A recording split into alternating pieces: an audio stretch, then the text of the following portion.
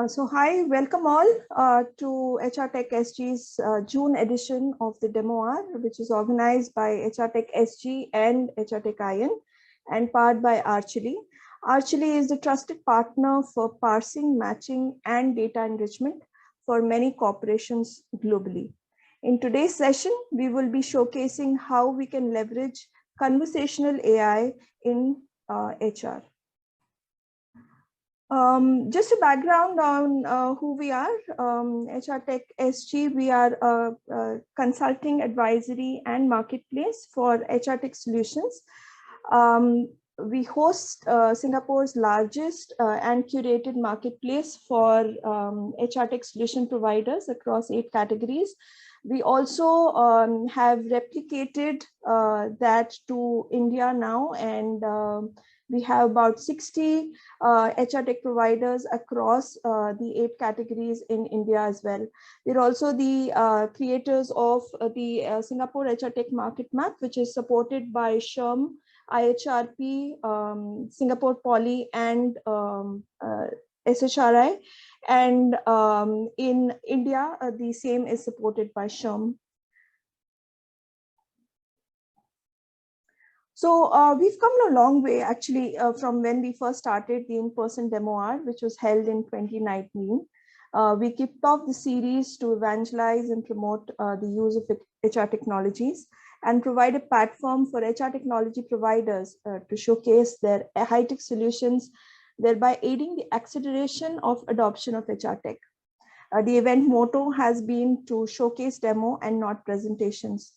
After the onset of pandemic, we have moved to an on-demand webinar format to benefit a wider audience. Our previous demo hour events have focused on a wide range of topics such as mental wellness tech, technology for managing blue-collared workforce, which is non-PMET in non-PMET, which is a Singaporean terminology, and DEI, diversity, equity, inclusivity, and belonging, and so on and so forth. Moving on. So why are we here, and why are we having this session talking about the increasing need for conversational AI technology in HR? So the first and foremost reasons is the digital transformation in HR. It is no doubt that the COVID pandemic has accelerated the digital transformation, and firms must commit to changing all aspects of their business. If we investigate the talent acquisition segment in particular, this transformation is about increasing need for businesses to provide a top-notch digital experience to the candidates. This is where conversational AI technology can effectively and swiftly deliver these expectations. It can be built directly into the ATS platforms, where it collects data from various sources, work together to tackle personal tasks, and make it easier to share information across the ETS, thus voicing an exceptional experience with the candidate. Second reason is the expectations of your employees and your candidates of a consumer grade experience. In today's social media, candidates and employees would consider quick responses to their unique queries as a crucial aspect of their experience, whether be it the employee experience or the candidate experience. A conversational AI is well placed to elevate the employee experience by putting in hiring, engagement, and other business needs in a favorable light, thus encouraging deeper connection and discovery by the employees and the candidates. The third point being the increasing demand for employee self-service options. The speed and efficiency and the results provided by conversational AI enables employees to effectively handle tasks by themselves that would otherwise have required the involvement of other staff members. This makes conversational AI a must-have employee self-service tool. And lastly, hyper-personalization. It's not just about enough to be employee-centric while designing workplace experiences. Rather, we need to go a step further and combine these experiences to the micro moments that matter to each employee. We cannot think of missing this trend especially as 82% of employees feel the need to be viewed as people and not just employees. Conversational AI can provide that hyper-personalized human-like experience to employees, which is capable of carrying context from the previous conversations.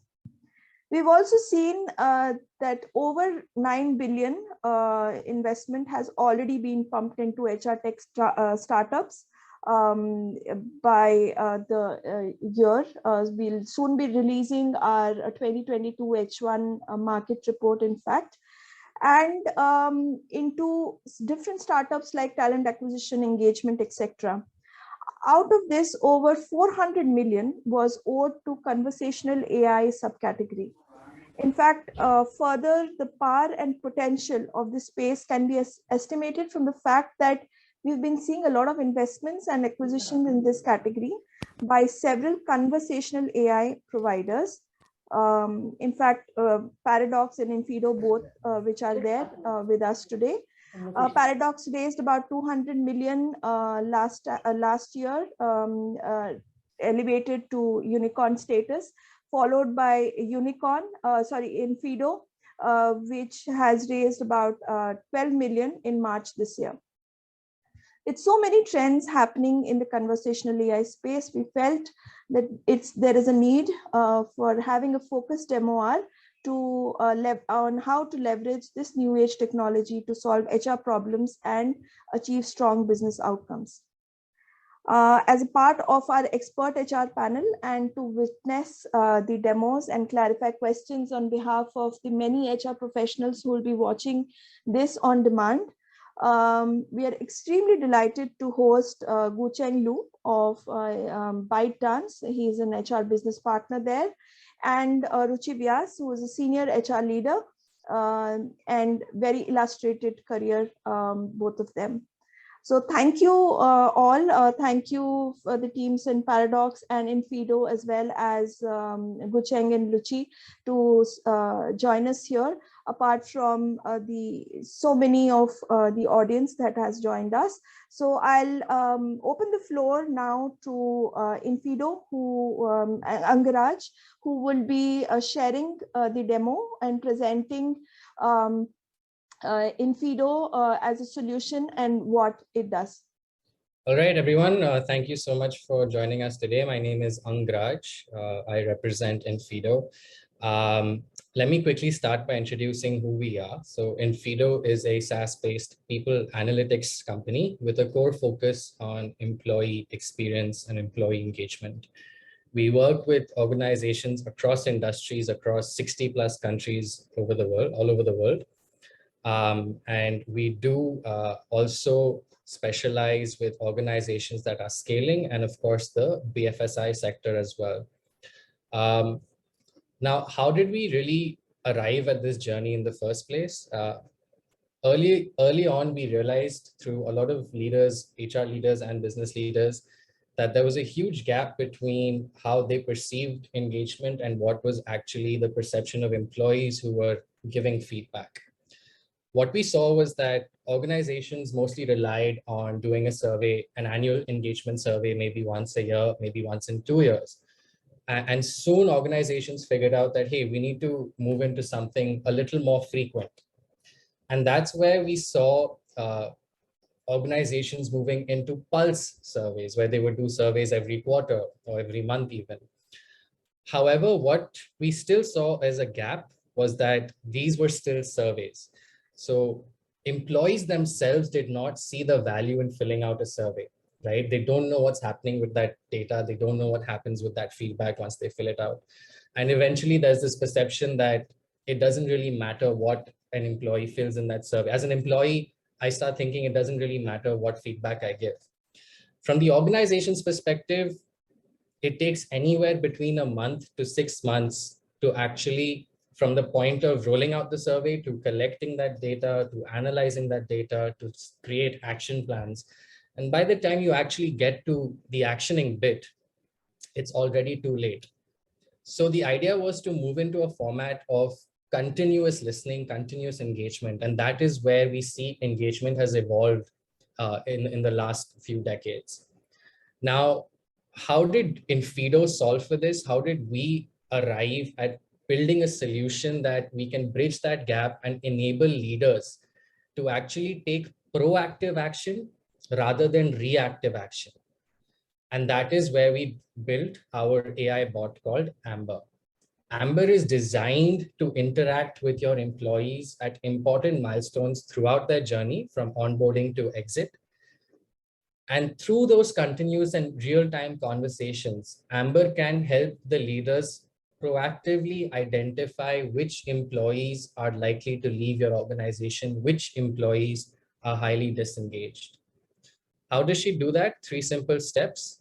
The first step is where you have to select the milestones across the employee journey. So you can choose to have onboarding included. You can choose to have tenure milestones included. For example, I was just quickly reading up and I saw that Guncheng has completed 6 months at ByteDance. Now, someone else at ByteDance might be completing, let's say, 1 year or 3 years or 5 years. The idea is that all of us are going through a different experience in our organization, right? So why not tap into that experience? So what Amber is going to do is she's going to ask relevant questions to employees based on the time they've completed in the organization, the milestone that they've completed. Ruchi's completed 1 year, right? Someone else might be completing 5 years. So they're going through very different experiences. Now with a survey, we ask everyone the same questions, irrespective of the experience that they're going through. So that is a huge change that Amber brings. One is to automate the entire lifecycle engagement. Second is to personalize it by asking relevant questions to the employee based on the milestone they're completing. These milestones could include tenure milestones, onboarding, you go through a role change, a manager change, a project change, an appraisal, and even, of course, your exit interactions and post-exit as well. These questions come from a scientifically backed researched framework that our people science team has built in-house. And it's a continuously evolving process through our research. But essentially, Amber is going to ask questions that are tied to these key drivers that you see on your screen. As an employee, what would impact my experience? What would impact Ruchi's experience as a manager, the culture, the work she's doing, her learning and growth, the leadership? All of these drivers are tied to the questions that Amber is going to ask at different points in the employee's journey. Now, how does Amber reach out? That's the second step. First step is you select your milestones and questions. The second step is how Amber reaches out. Here, we look at personalization being the key factor. A survey, when you roll it out, is highly impersonal. An employee does not see anything valuable in a survey. But with Amber, what we decided was to position Amber as someone who's representing the leadership, your CEO, representing your CEO. In fact, a lot of our customer CEOs announce Amber as their chief listening officer in the organization. So now imagine that Ruchi is completing 1 year. She will receive an email from the CEO saying, hey, Ruchi, congratulations on completing 1 year with us. We're so happy to have you. Can you take out 2 minutes to let us know how your experience has been and have a chat with our chief listening officer, Amber? In that same email, there's a link. When you click on that link, the chat box with Amber will open up on your browser. Amber can also reach out via Slack, MS Teams, and other channel mechanisms that organizations might be using. To give you an example of what the chat looks like, here it is. It starts by Amber initiating the conversation and then the employee choosing to start the conversation as well. Amber is mainly doing 3 things here. One is that she's understanding the sentiment. So using sentiment analysis, she can understand whether the employee is giving a positive or a negative or a neutral response. If it's positive, Amber shows a motivational response. So if Ruchi says something like, hey, I'm very happy with my team, Amber will go on to say something like, hey, that's really nice. I'm really glad to hear that. And then she moves on to her next question. However, if Ruchi shares a negative sentiment, if she says something like, my manager is not available and I don't understand my role going forward, Amber will show empathy and say, hey, that's not nice. Ruchi, if you don't mind, I'd like to hear more. Ruchi, why do you think this is happening? Or what do you feel could be done differently here? Unlike a survey, Amber can actually go a step further to understand why is Ruchi feeling that way. And that is where the true insight comes from, because a survey cannot follow up, but Amber can. Amber also has a Glassdoor integration where she's intelligent enough to nudge the happy employees to give a review on Glassdoor, and thereby helping with the employer branding as well. So that's how the chat works with Amber. Now, based on these conversations, admins will have access to a dedicated dashboard where they can see the entire employee journey from hire to retire.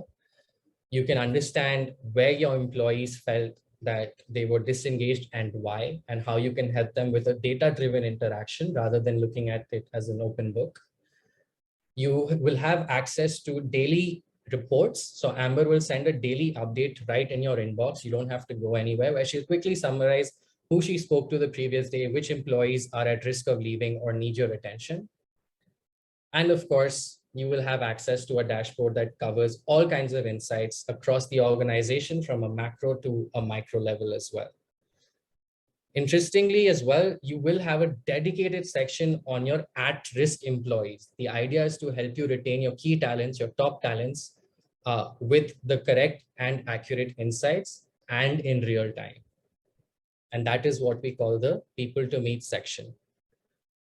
Other than that, you will also be enabled to take actions. So Amber will help you with what actions need to be taken, what are some of the best practices you can take, and share with your managers as well, and not just keep it to HR, as it's a process that needs to be driven by business managers, leaders, and HR together. And of course, ending with the exit interactions, we understand our research told us how employees during the exit interview tend not to share honest feedback because their background check is pending, their final settlements are pending. So Amber is actually going to interact with employees during the exit interview and even after they leave. When the employee is no longer obligated or has no connection to the organization anymore, Amber will reach out and say, hey, we still value your feedback, and your feedback still helps us be a better place to work. And at that point, when the employee has nothing to be afraid of, and then they share feedback that's actually constructive rather than saying, I had to leave for a better pay or a better job opportunity, but rather when they say things that matter, like I was looking at a more performance-driven culture or my manager being more supportive. These are insights that can help an organization improve far beyond an employee saying, I'm leaving for better pay or a better brand. So yep, that's it from my side, everyone. Just to quickly summarize, we have all the security measures in place. We work with large enterprises across the financial sector, with banks, and as well as other enterprises across different industries. Thank you. That's it from my side. Happy to address any questions.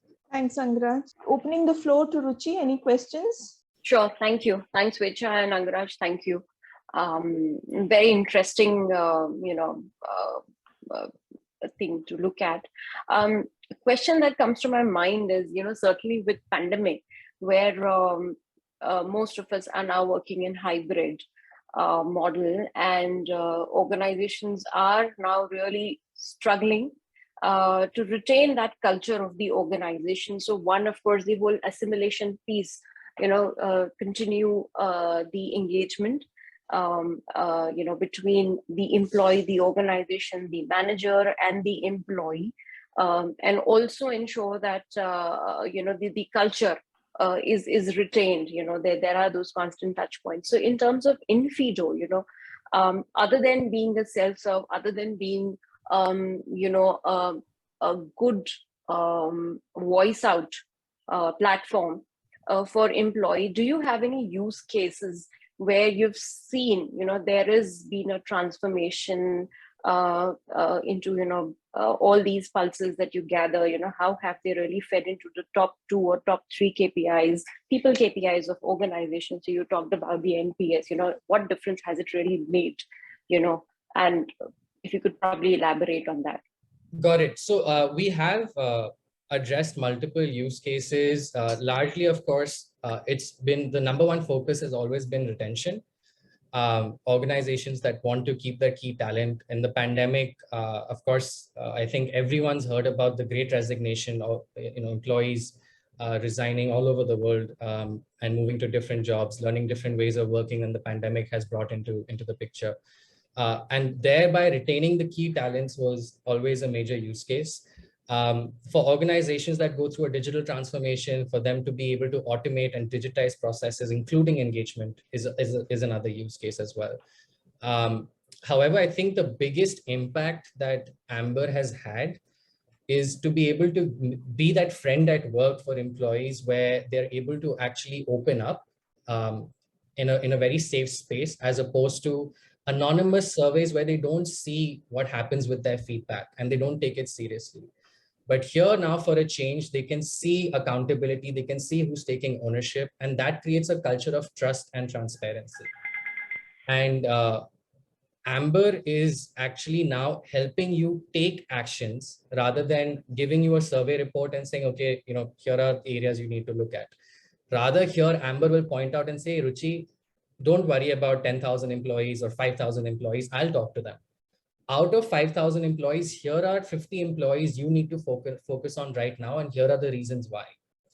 And thereby becoming way more tangible in terms of taking actions and creating impact, as opposed to a survey methodology where it's always done at a macro level, and that too over a period of time. It's not easy to take action on an annual survey within a few months. It takes time.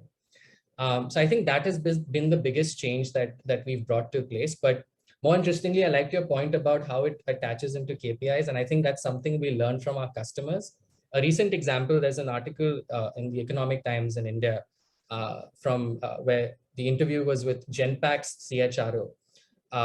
And he's written that for the top 100 executives in the company, the engagement scores are tied to their bonuses.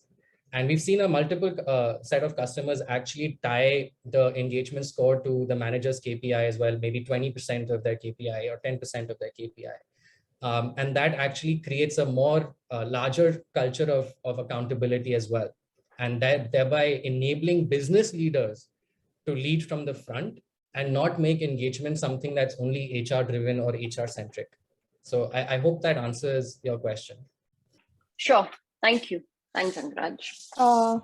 Any questions from you, Gucheng? Would you like to share, please? Oh, thanks. I have a quick question here. Basically, I understand this product is based on the stage of each employee, and you were asking the questions based on the stage. Am I right? Based on the stage of the employment, for example, 30 days, 6 days, or 90 days, or 100 days. Is that correct? My understanding? That is correct. And you will aggregate the questions based on the individual response and see whether we're having any common problems, and the HR or the organization can address accordingly. Correct. So Amber will aggregate the scores of all the employees, where she will look at it at two levels. One is at an individual level, which employees are flagged at risk. So you can meet them one-on-one and have a data-driven interaction, understanding of their entire journey. Second is at a macro level, Amber will highlight areas that as an organization you need to focus on, whether it's accessibility to leadership, whether it's an area on mentorship or career and learning. These are areas that Amber will highlight, where the drivers that you saw, each driver has multiple elements. So a score is attached to each driver and each element, and those scores are aggregated based on all the conversations that Amber is having. I hope that answers your question. Yeah, and my next question is, normally when we're doing the engagement surveys, we were having 2 or 3 dimensions. One is from the employment level, another one is from organization level, and the next one maybe is from the culture perspective. And the one which you mentioned over there, you're saying that the AI will, or your product will be aggregate the problem or consolidate the problem in one topics.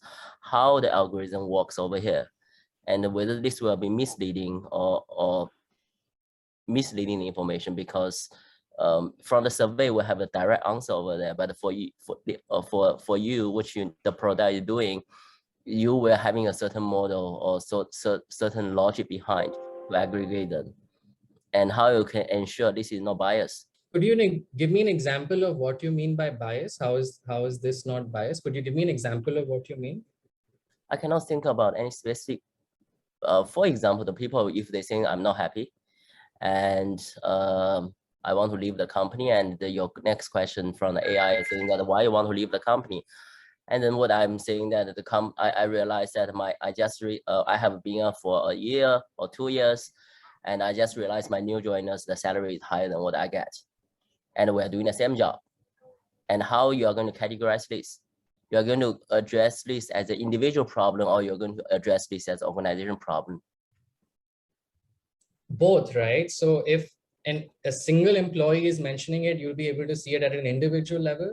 But let's say there's an element around compensation, right? Under the 7 drivers that you saw, let's say there's an element of compensation as well.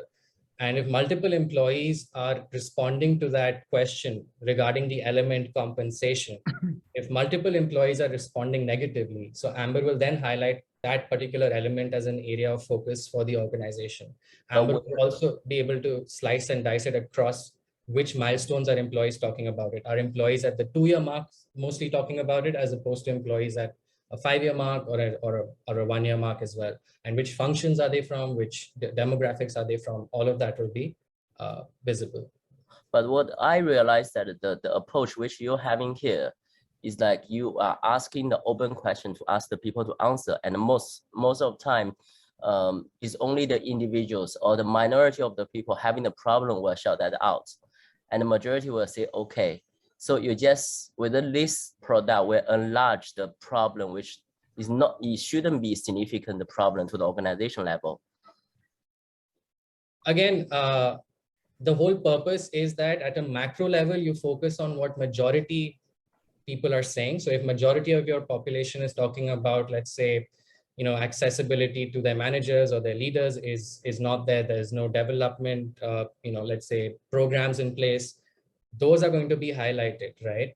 The purpose of a micro level is if a top talent of yours is mentioning that they are not receiving the support that they were promised at the time of joining, it's not enabling them to actually fulfill their role, then you should be able to have that insight at a micro level as well. The whole purpose is that individual voices are left out in a survey methodology, and you will never be able to actually retain an employee because a survey does not capture that.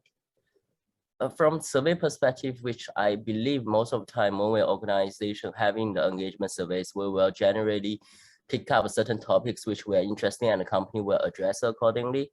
And then we'll ask and most of the people's opinion on that. But the methodology which you are using here is asking them open questions here. So it's open questions. I'll explain the chat format again. There's a scientific, our customers come to us for our expertise in engagement, our people science.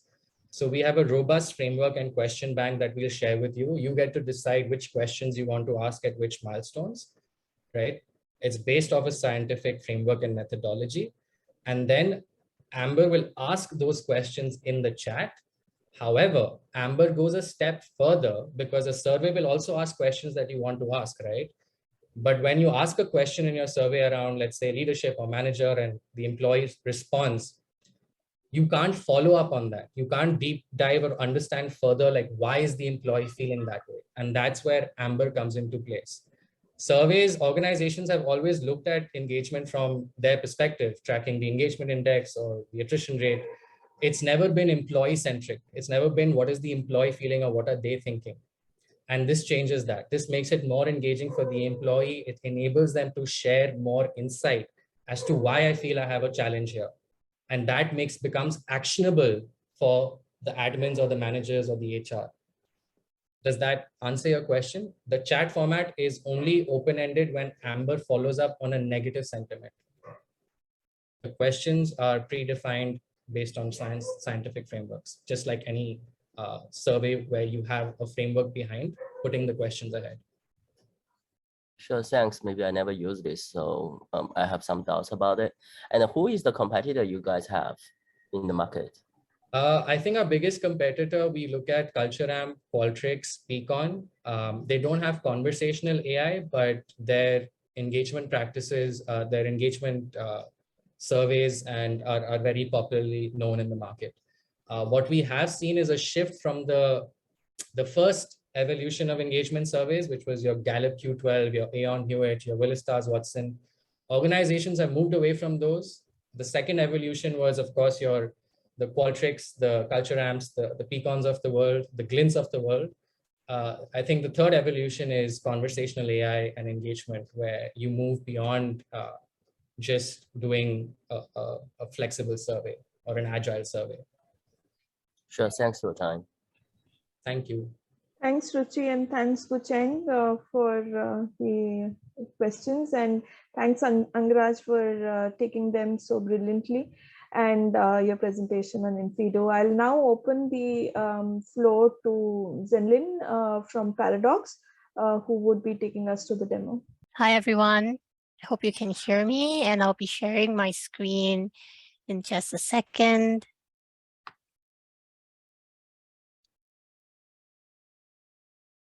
Okay.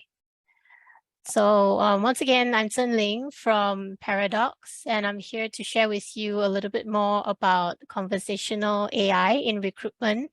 And I'll just take you through a few slides to introduce what Paradox does for our clients, and then take you through a live demo as well. So Paradox's mission is to give everyone an assistant to get recruiting work done. And we hope that in doing so, we're able to free up people to spend more time with people and not software. And I think that's one of the key things that I'd like everybody to think about and focus about when you are, as we're going through this demo session. A lot of times we think about technology and AI and conversational AIs as an alien software, that's something out there you're not very familiar with. What's this new technology out there? But if we think about it, conversations have been around. We all love having conversations with each other, trying to get to know people at work, trying to understand the candidates who are looking for a job. Are they going to be a good fit for your company, and all of that? But a lot of times our clients in the recruitment field are telling us that, hey, I'm actually spending a lot of time on a lot of administration work, right? I'm trying to get candidates through the pipe. I'm trying to screen them. I'm trying to work with the hiring managers to coordinate interview timings. And that's really taking up a lot of your recruiters' time, when they should be spending a lot more time working with the candidates that they've shortlisted, understanding them better, and then make a better assessment of whether they're going to be a good fit and work with the hiring managers on that. So why do you need an assistant? If I was not convincing enough in the first slide, trying to tell you what the problems are a lot of our recruitment clients actually face. What I want to also share with you is that this automation is going to give you a human touch. If you think about technology that we use these days, and a lot of the websites that we see with chatbots being there, and you're trying to interact with the chatbot, trying to get an answer, trying to get some transactions done, some people might feel that, oh, how is this going to work for my candidates? Are they going to have a good experience from there?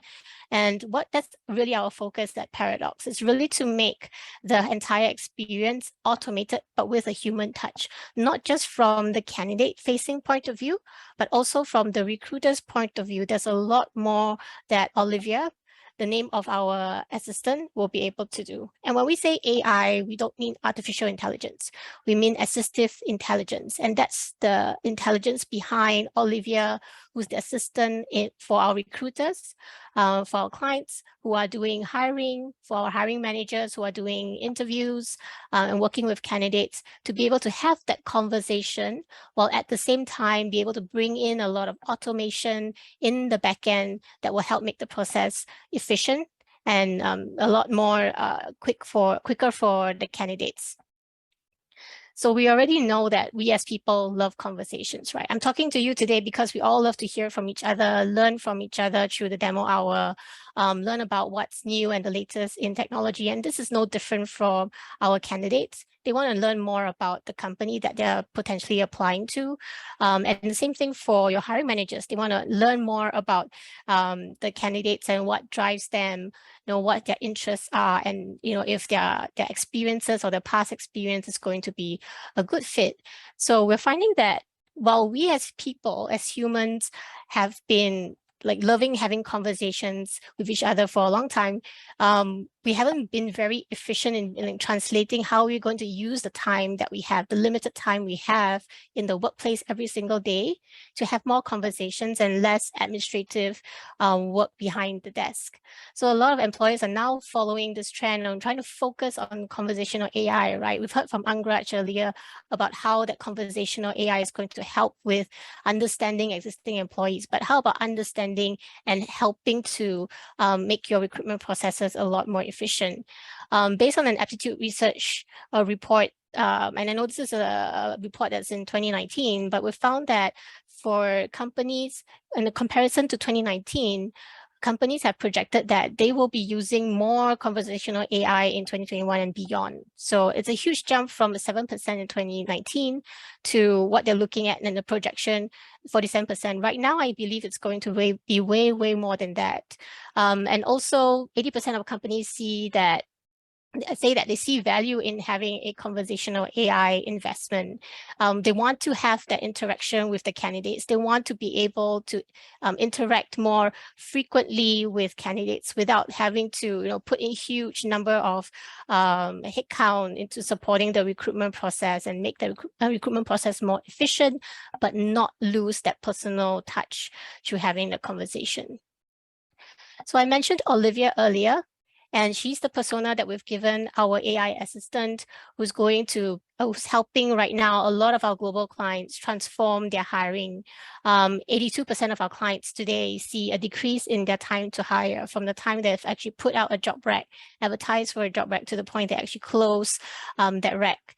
They've seen a decrease in the time to hire, which is a huge, immense time saving. If you can imagine, the faster turnaround you have, the more competitive advantage you will have, the more well-resourced your team will be to deal with the ongoing challenges at work, especially like Angraaj also mentioned, the Great Resignation is something that a lot of employers are concerned with. And that's more important for us to kind of ensure there's that speed and response to our candidates and keeping them engaged along the way. We also find that in terms of cost savings, right, there's about 50% decrease in job advertising spend because you're able to get more candidates quickly through the door, keep them engaged, make sure that you are able to push forward through an interview and a hiring process much quicker than you traditionally would. And in doing so, also reduce your operational costs, the amount of time that your recruiters are spending just doing the administrative work of just scheduling interviews, for example, right, to start with. And that saves about 5 hours per employee per week just to reduce that administrative burden. So before I start the live demo, I just wanted to share with you, just like Siri and Alexa that we know today, right? A lot of the assistive intelligence platforms that we use today on our phones, on our devices at home, all these assistants have transformed our daily lives. A recruiting assistant like Olivia is also here to transform how we work and how we able to enhance the overall experience of the candidate, as well as make sure that we are able to support our candidates in the best way possible. So I'm going to hop over to my demo site right now. And what you're seeing is an example of a career site. Most companies, I would say, especially many of you who are attending or looking at this video today, you will have your own career site, beautifully built, right? Amazing content that you want to share with your candidates to tell them about your company culture, telling them about the employees in your workplace, what they can expect when they come to work. But is that something that is enough? Do you think that your candidates are engaging well with your website? some of the research that has been put out there about interaction with career sites and how much time candidates actually spend on career sites have said that, sometimes candidates spend less than 2% of their time just browsing the career site before they actually jump into why they have actually come to this site for. They've actually come to this site for not just browsing and looking at the amazing content to understand the company, but they also want to be able to immediately apply for a job. Now you see that on the corner here, I have Olivia, and she's living on the career site of our clients today. And what she's able to do is to take your candidates through a couple of different things in the experience as they're interacting with your company as a prospective candidate. For example, if I'm a client, if I'm a candidate, right, I'm coming to your website probably after business hours, right? And I'm looking at some of the content. Maybe I want to ask you a little bit more about what's happening. What's it like in the workplace, right? What's it like working at Enzo, this demo company that I have here? So if I click on Olivia, she's going to open up into a conversation. And this experience you see here is going to start changing as I'm interacting with her. So I'm going to ask her, why should I work here, Olivia?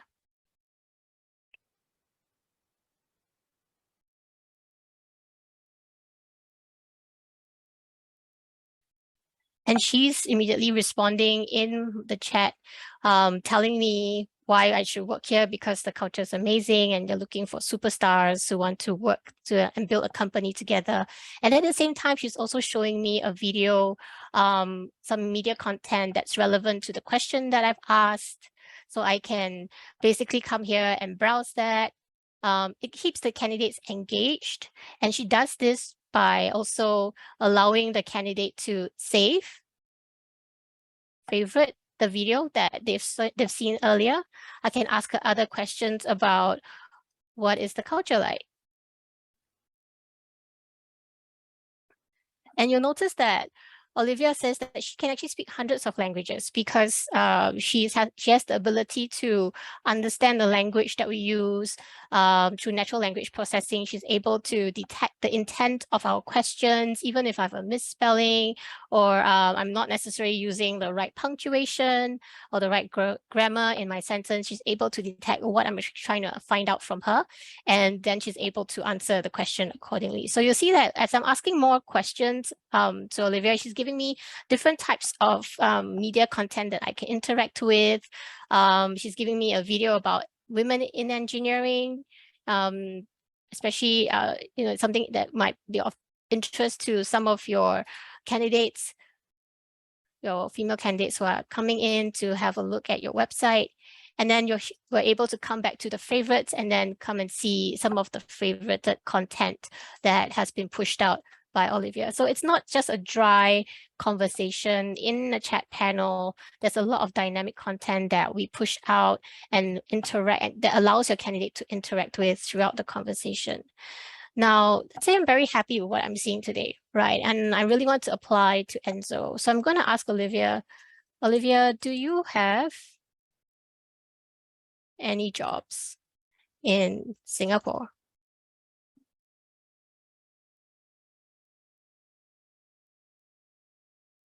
And she does. So she's going to tell me that, yes, there are 2 open job recs right now in Singapore. Marketing manager is one of them. And I can look at this and say, okay, I'm pretty happy with what I'm seeing. I'm going to apply now. And you'll notice that as we are starting the application process, I can close the initial job rec that I'm seeing. I can go back to the content and interact with it along the way. And then I can continue with my job application as well over here. And I don't have to create a login account and a password. I just need to start answering Olivia's questions. So let me start with answering her question.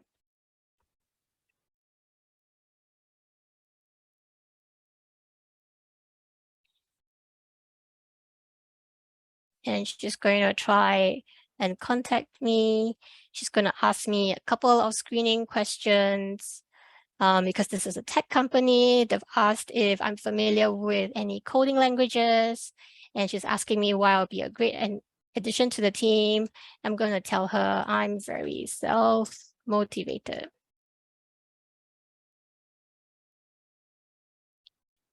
Great. And she's also asking me other questions about years of experience.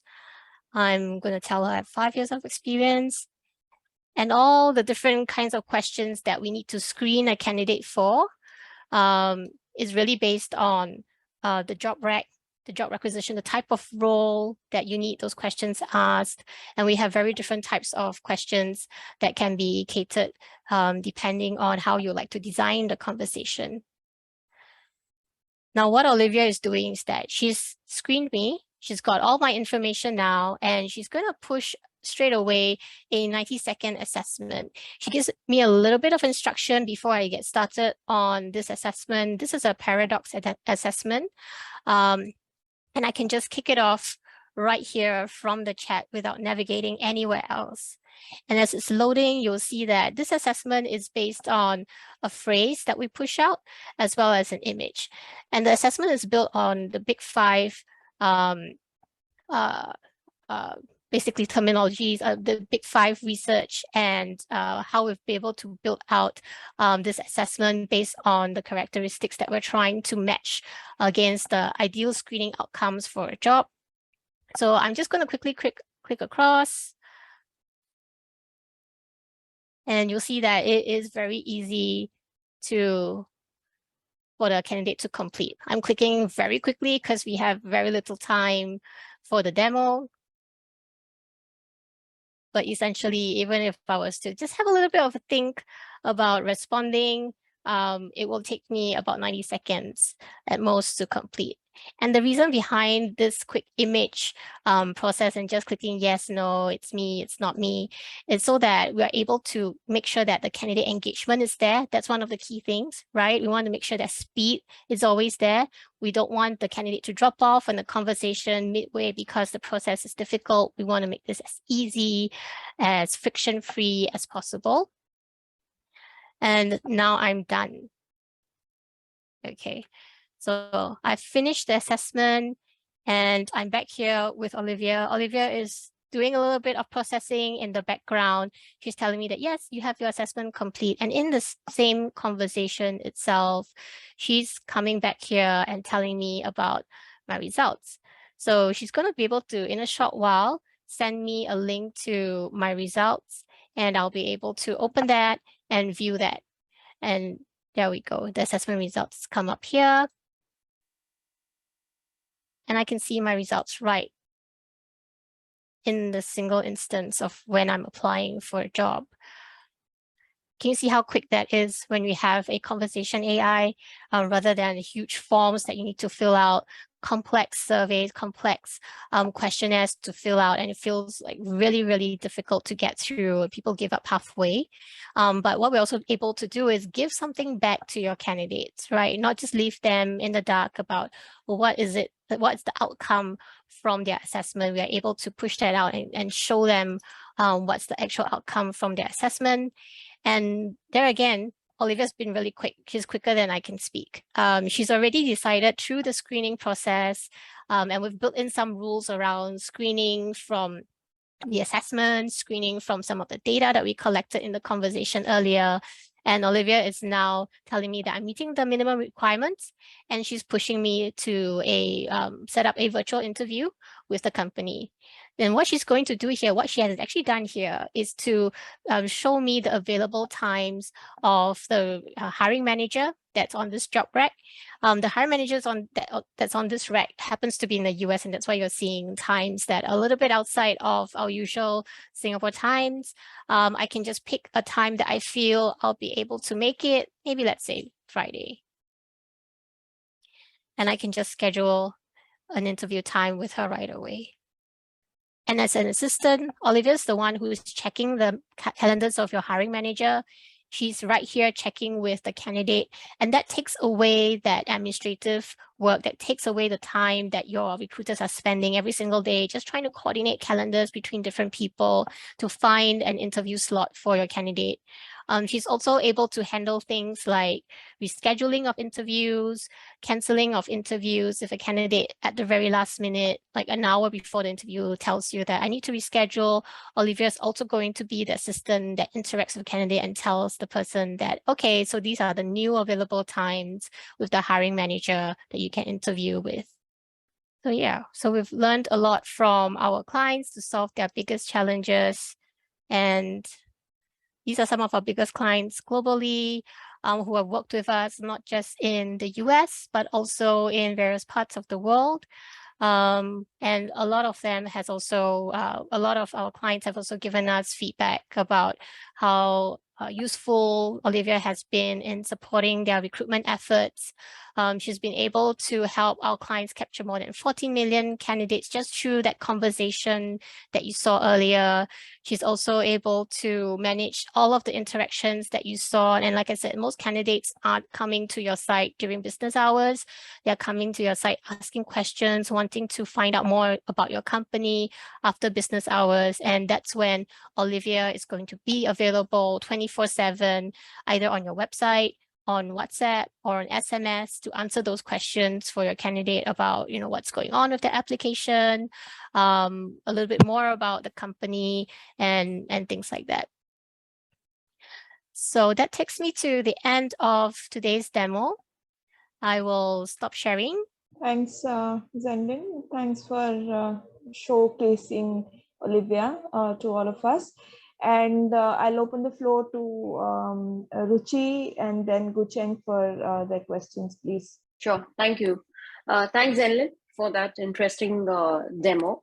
The question that I have is today, and I'm talking specific to the ITES recruitment, the challenge, or rather the evolving, requirement from the market, from these organizations is we want to look at candidates who are, multi-stack, multi-skill, should know scripting, should know language, should know cloud, DevOps, a bit of machine learning. So how do you work with the organization when you sit down with the organization in solutioning this? And specifically, how do you understand the whole job, the entire landscape of the organization? How do you really work with the organization to organize, and what kind of logic algorithm goes behind in ensuring there's the candidate who you parse through Olivia are really fitting the requirements? And of course, what are the measures? How do you measure the success? What has really been the success rate of resume, the candidate parsing through Olivia, and the conversion actually into the offered candidates? Yeah, I'll answer your question, Ruchi, in two parts, right? The first thing around what do we want to look for in candidates, depending on the roles that we have available. And it of course will vary very greatly from someone that you need to have some of the coding, technical language experience as compared to someone who is, for example, in frontline sales, as compared to someone else who you need to support your corporate office, whether it's in HR, IT, and the likes. Now, all of these different roles have certain hard knockout requirements, right? Let's just call them that. And then some of them, maybe it's a soft knockout requirement. It's okay, it's good to have. Maybe I will just review the candidates who have some, who fall into the soft knockout category. And then for those candidates, I know I definitely want to hire someone with at least 5 years DevOps experience, right? Then that's going to be a hard knockout for us. So as we're working with clients to try and understand what the requirements are, that's one of the first things that I get our clients to think about. And when you're looking at a hiring process, we can ask the candidates like 20, 30 questions, but do we necessarily want to do that in a conversation? It's not going to be the best experience if you ask them a ton of questions in the first application, but let's ask them the really important ones that's going to help us determine, are we going to push them forward in the process or not? And everything else, I would say it's just to support being more efficient in getting the right candidates. If you have 20 candidates applying, how do I get down to that 5 that you're going to shortlist? Have the recruiter review that. Have the recruiter have time to spend having that actually one-to-one personal conversation with the candidate. And then after that, after having spent time with that person, with the candidate, have a better understanding of who do you want to push through to the hiring manager. So that's kind of the space that we're playing in, trying to really narrow down what we can very easily knock out from the whole application pool down to a smaller pool that's digestible for your recruiters to handle, make that process very efficient for your recruiter, and then allow them, free them up with time to actually spend in one-to-one conversations. So that's the first thing. Now, the second thing that you're asking about, what are the results like? I would say if we look at the assessment that I showed you very quickly earlier, trying to define what sort of candidates actually fit into the roles that you're looking for. That's once again a lot of the insights and research is built around our methodology, is built around the research that we've done in building the assessment. So that's a little bit of our know-how, our IP on building out that assessment for each of our clients. And it's tied to the role, it's tied to the type of role, it's also tied to the outcomes that you're looking for, right? Every company has a different type of value, mission, culture, and we want to help you find the fit as much as possible. But of course, we know assessment is not just done once you launch and you dust it off and then we walk away. It's nothing like that, right? We know we have to come back in the next iteration at a regular interval to look at the results. And we look at it from the point of, okay, this is what we set out to do. These are the criteria that we worked on, and this is how we define the assessment, right? And then once we put it in and we have some data come through with applications coming through and candidates taking the assessments, and you've done a couple of hires, like I wouldn't say a couple, several hires, and we look at the data over a course of time. How long did you manage to retain the candidates that we've actually screened and looked at the assessment results and put them in the preferred fit bucket, right? How many of those preferred fit candidates did you hire? Did they stay on the job? Did they stay more than a year on the job? And those are the kinds of metrics that will help us over time understand, okay, do we have the right metrics in place? Do we need to make changes to that? And so on. Sure. And one last one from me. Today there are various methods of a candidate really reaching to a job. So do you have a roadmap, or is there already, I'm not sure, not quite familiar with the paradox, but working with different social media platforms, right, where these jobs are posted, there are these lot of crowdsourcing portals. Do you foresee, or do you already have roadmap to also kind of integrate and maybe explore those? Yeah, so we integrate with platforms like LinkedIn, for example, where with job postings coming through. We also integrate with Facebook, and that's very useful, especially when we are dealing with a lot of high volume hiring for clients in retail, for clients in hospitality and F&B. A lot of their candidates are a little bit different from the candidates that we see in the professional space. They're very high volume, the transaction rate is very quick. We are often finding that we have to replace the candidates really, really quickly. And a lot of the hiring managers in these segments have very little time to spare, trying to like set up interviews one by one. It's going to take them a huge amount of time, and they want a very quick transaction, quick turnaround to get candidates through the door. And that's when we find that these kinds of social media platforms like Facebook, we have an integration with them. Olivia can answer questions from candidates on Facebook Messenger, for example, when they're trying to interact with the company and trying to ask questions about the company, ask if they're going to be a good fit for the company and those kinds of things. So that's the trend that we're seeing for a lot of the high volume hiring.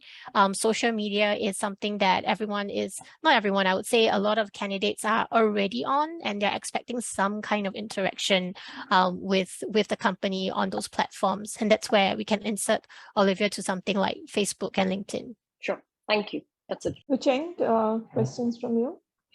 I'm just thinking whether Olivia will need to be integrated with all the different so-called our own platforms. Because, for example, ByteDance, we're having our own people systems and a log. I think most of you heard that before. And how are you going to do the integration here? Yeah, there are many different ways that we can look at integration. Most ATSs that has an open API available to us to integrate with, then we'll be able to work on that, integrate with you. Our clients would say that, well, I'm actually using something in-house or something very bespoke, right? Can I just pass you data? Sure. Then we're not actually looking at API integration. We're just looking at passing data files. So integration, we can look at it in many different ways, but those are the two common things that we're able to take in and build as part of the platform. If you think about Olivia, she's actually just a technology that's sitting on top of anything that's existing. Like, you don't have to switch out your career site. Your career site can live as it is. You can continue to build upon it, and then have Olivia live on top of it. And you saw the experience earlier where she opens up a panel with media that can be interacted with. That's something that's an overlay, so you don't have to kind of rebuild everything that you have created on your website. And in terms of other parts of your IT ecosystem, definitely the more we can integrate, the better it is, especially when it comes to scheduling, right? Yes. We want Olivia to automatically go in and check the free and busy time. She's not going to go in and check what's on your calendar and the private content that's on your calendar, right? She's only integrating at, for example, a service account level. She's not integrating at an individual level. And so she's only going to pick up a free and busy time. And that gives her the power and the autonomy to go in and just book times on calendars, or tell your recruiter that, hey, this hiring manager actually has no available time. Can you please work with him? So that takes away a lot of the administrative work that your recruiter currently has, like going into individual. Like, if you have 3 hiring managers who needs to interview someone, you'll have to do a lot of coordination work, right, between 3 different people. But Olivia does that, and she does that like in a fraction of a minute, just trying to coordinate calendars through that technology, through that integration. Normally, how long will be the integration? So what do you mean by how long? For example, if we want to adapt Olivia in our recruitment process, and we want putting our website and then the recruitment website, and the people who can using Olivia and then try to apply the roles in ByteDance. And if, let's say, we want Olivia to help us to arrange the interview also, how long will it take? It depends on how complex the build out needs to be, right? Do you have different tracks, different screening requirements for different roles? Do you have a complicated recruitment process with many assessments built in between? Do you have different workflow communications that you want to do? And the solution, Olivia, is really dynamic because there's a lot of things that we can configure with her to support a lot of things in the background that will take away the administrative work. And that's why sometimes the design can take us a long time, just depending on how complex you want to build out to be. Something simple, just putting her on the website with being able to respond to candidates would be very, very quick. And it's just depending on how much time our clients actually need to take to review the content that we've built. So there's a lot of consultation work that we love to do with our clients to better understand what works for you. I'm not going to tell you that just do it this way, because your process might be a bit different. The population that you're hiring for is a little bit different. So I wouldn't want to give you a hard and fast number in terms of days, but it's definitely not going to take like half a year to do it. Sure, appreciate that. Thanks. Thanks, Kucheng. Thanks, Ruchi, and thanks, Zhenlin, for answering those questions. I just want to wrap up now. Thank you all for joining us today in this edition of the Demo Hour. Conversational AI actually platform has found its way into various applications across the employee lifecycle, like recruitment shown by Paradox, or engagement and listening shown by inFeedo, apart from many more use cases.